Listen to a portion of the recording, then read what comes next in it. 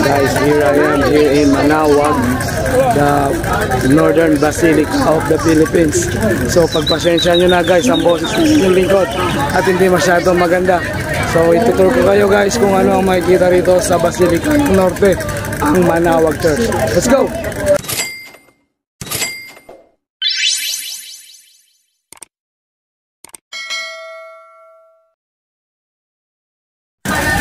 So guys, kahit saan ka magpunta, hindi nawawala yung mga kagaya nito.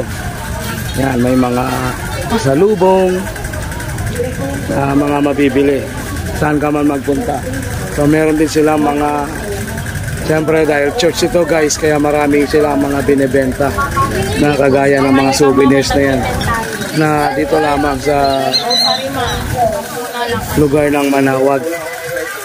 Ano naman yun nakuha ko sa may kay Padre Pio. So yun, pampaswerte yun, yung isa na yun. So guys, meron pala silang tinatawag na pampaswerte dito sa business. Kung gusto nyo, bestseller daw po ito guys. Ito yung hanapin sa mga, ayan, tingnan nyo yung itsura niya. Nagbibigay yan ng freebies guys. Yan, kapag ka nakikita nyo yan, yung, anong pangalan mo ate? Anong pangalan mo? Monet. So hanapin nyo na lang si Monet. Pagtanong ko lang si Monet. Dito yung pwesto sa dito sa harapan ng church. Makikita nyo siya sa harapan ng church. Ito, tagma magkano naman to ganito? Bigyan mo kay kuya. Tagma magkano ganito? Hindi, yung ganyan na lang na yung bigyan mo kay kuya dyan. 20 na lang. Kasi may negosyo kayo pareha. Tama. Bumili ka niyan tapos iso may libre na naman isa. Bigay mo kay mahal kuya. pa bili nga ako lang isang Kay kuya mo ibigay. Yan. So guys, ang inyong lingkod, ito, bibili naman itong Greenish! oh, green daw. Ano yung kanya kuya? Ate yan si Monet. Guys. Oh, may namibili rin pala mga pampaswerte na ganito. So, Bigyan nyo kay kuya. dahil bumili. Yan, pampaswerte, ika nga. Bless na yan eh. Para souvenir nyo dito. Souvenir na lang guys. Ayan, meron siyang pampaswerte. yan ang mukha nga hanapin yung dito lang yun sa ano Yan. lagi. So, ipipicture kita sa YouTube ko, no? So, ito na ang Minor Basilica of Manaoag, guys. Yan. So, meron din mga life size na mga rebulto rito, guys, na makikita sa palibot ng Manaoag. So guys, pagpasensya nyo na ang boses ng inyong lingkod at hindi talaga tayo feeling well, but I need to document this one para sa inyong lahat guys. Praise to you, Lord Jesus. So nandito tayo guys, candle vigil guys. So dito sinisindihan ang mga kandila para magkaroon tayo ng panata or wish sa bawat ginagawa natin sa buhay. Wish ka na Hindi ka pa.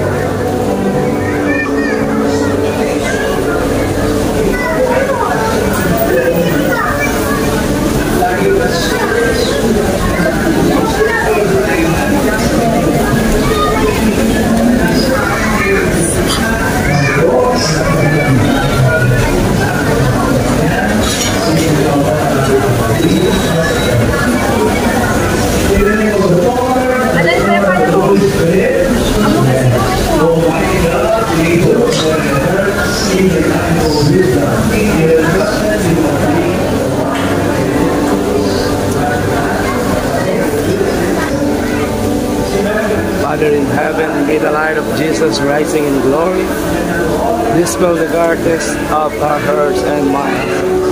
Accept this candle and let the light of your truth guide me to your kingdom. Inflame my heart with your grace, keep me in the radiance of your truth. Fill my heart with your divine love and please help me in my wills. And Lord God, grant me success for what I'm doing right now, during this vlogging. Grant this through Christ our Lord and through the resurrections, Our Lady of the Rosary of Manaoag. Amen. Guys, ito ang ating service.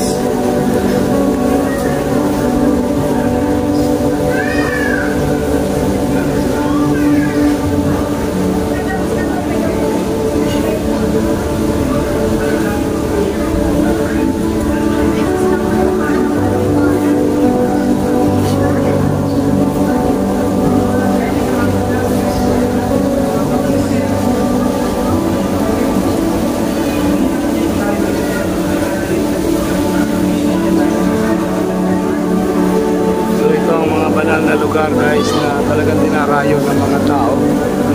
Ito ay ang minor basilica ng Norte, ang Manaoag Church. So guys, nagiging devotion ng mga tao ang pagpunta rito lang nagsasapit ang ganitong Semana Santa. So meron tayong na bisita iglesias at isa ito sa mga itinerary ng mga tao, lalo na ng mga Katoliko.